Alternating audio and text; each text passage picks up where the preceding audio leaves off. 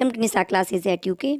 Ancient history हम पढ़ रहे हैं और कल हमने क्या पढ़ा था, महाजनपद स्टार्ट की थे, 20+ क्वेश्चन हमने उसमें किए थे। और आज हम इसके सबसे मेन पार्ट यानी जो चंद्रगुप्त मौर्य मौर्य साम्राज्य है इसे पढ़ेंगे। इसमें हम चंद्रगुप्त मौर्य के साथ बिंदुसार और अशोक को भी पढ़ने जा रहे हैं। अशोक भी बहुत इंपॉर्टेंट रहता है एग्जाम में एंशियंट हिस्ट्री के मामले में।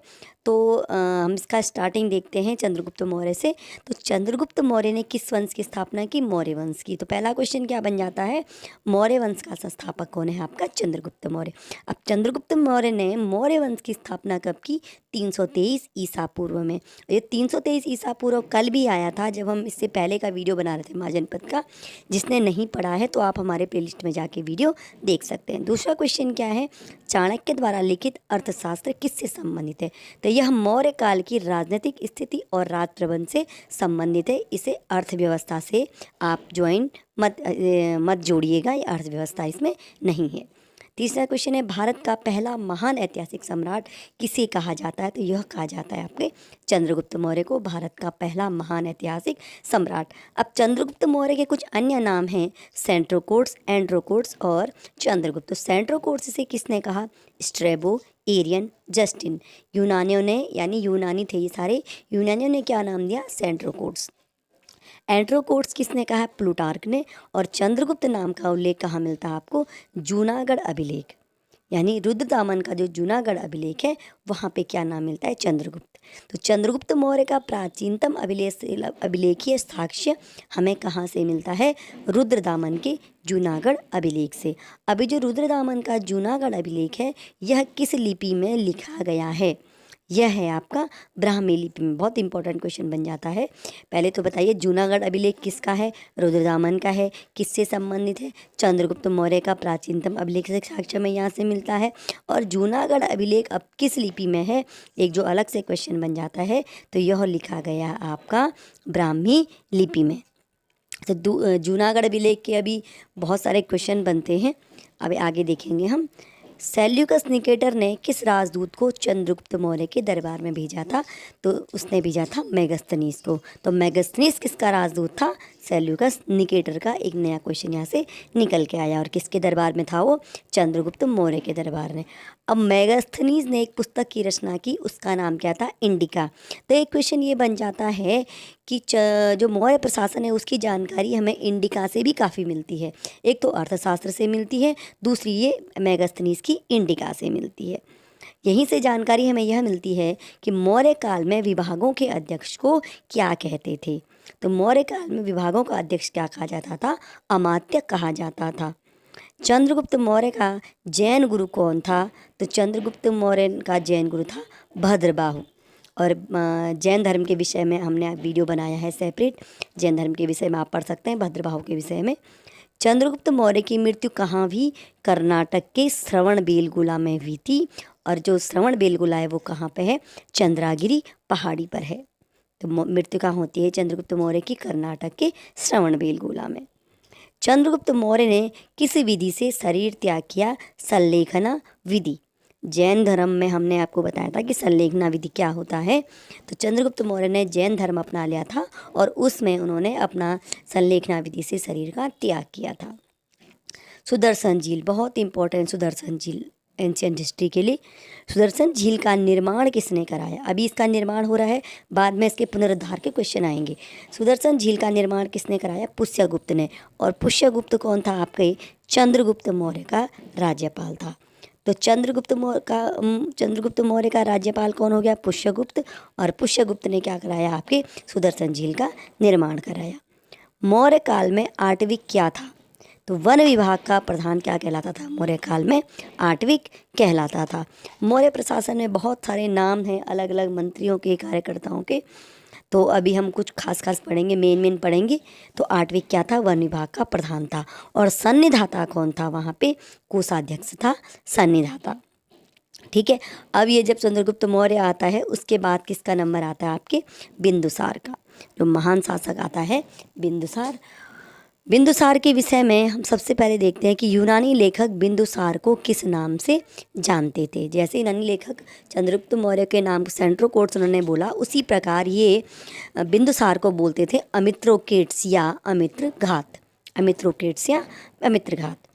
तक्षशिला विद्रोह दबाने के लिए बिंदुसार ने किसे भेजा था? अशोक तथा सुसीम, और ये क्या थे? बिंदुसार के पुत्र थे। तो बिंदुसार ने तक्षशिला विद्रोह दबाने के लिए किसे भेजा था? अशोक तथा सुसीम को भेजा था, और अशोक तथा सुसीम क्या थे? उसके पुत्र थे। बिंदुसार के दरबार में एक यूनानी राजदूत था, उसका नाम क्या था? डाइमेकस। क्या नाम था उसका? डाइमेकस। बिंदुसार ने सीरिया के राजा एंटियोकस से क्या मांगा था? मदिरा, सूखे अंजीर, एक दार्शनिक। बहुत ज़्यादा इंपॉर्टेंट क्वेश्चन, बहुत पूछा जाता है। सीरिया के राजा एंटियोकस से बिंदुसार ने क्या मांगा?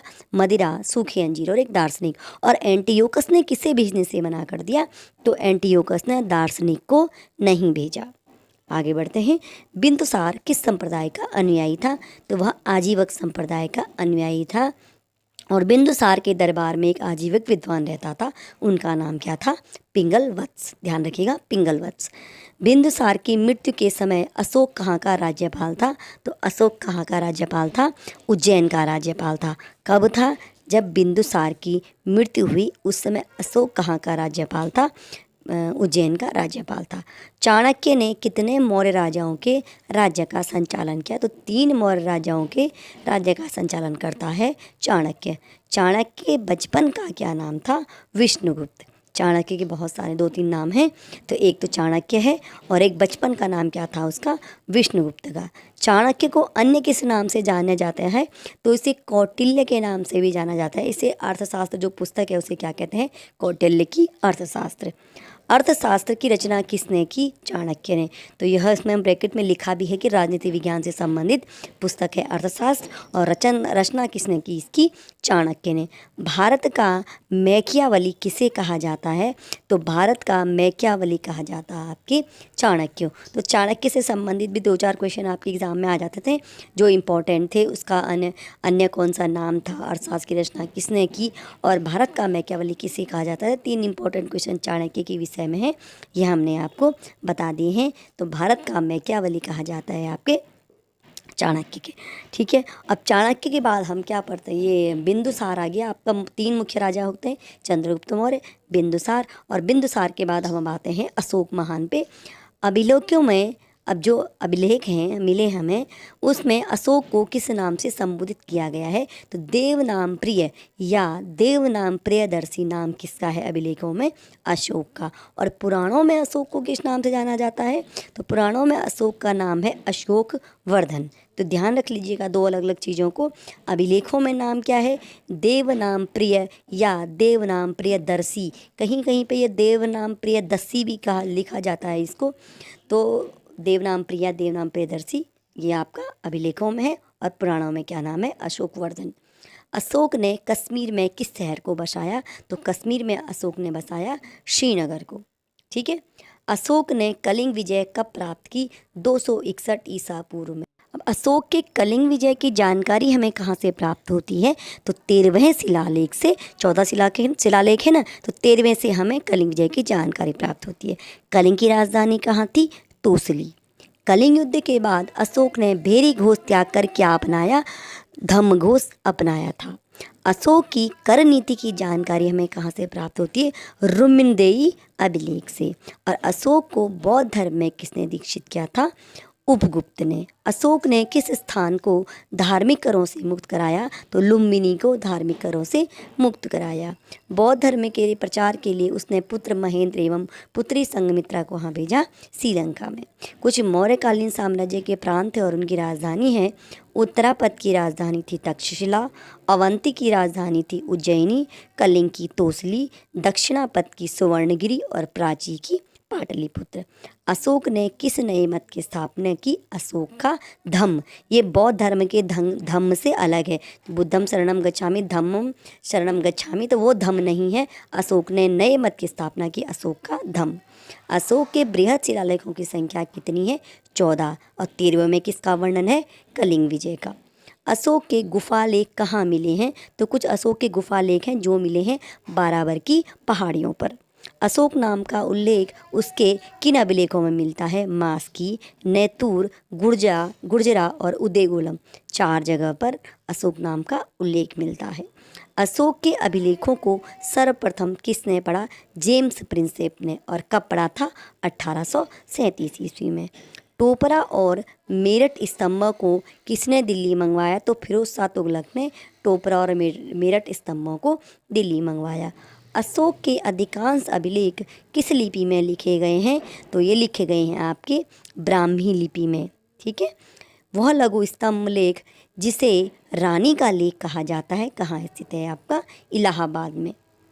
मौर्य वंश का राजकीय चिन्ह क्या था? मयूर। ठीक है।